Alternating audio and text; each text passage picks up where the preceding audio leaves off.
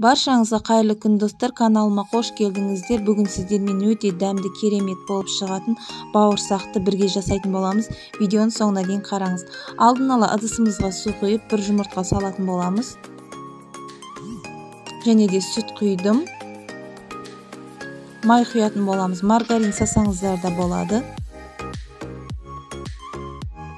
Тұз салдым. Жақсылап араластыратын боламыз. Ашытқымызды салатын боламыз.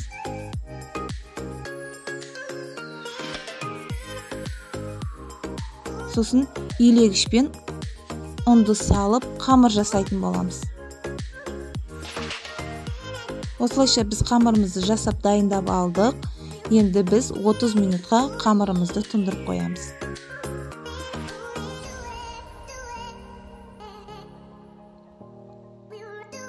Видеода көріп тұрғандарыңыздай қамыр өте жақсы көтеріліп, әдемі болып тұр.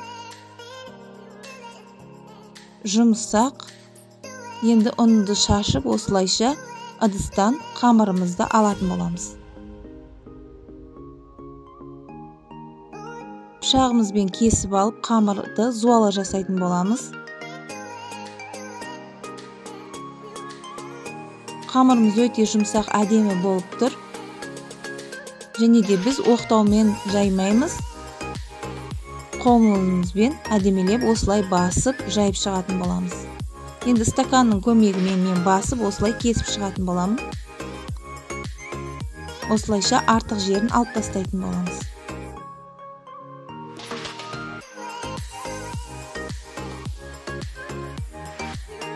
Майымызды қыздырып, бауырсағымызды пісіріп аламыз.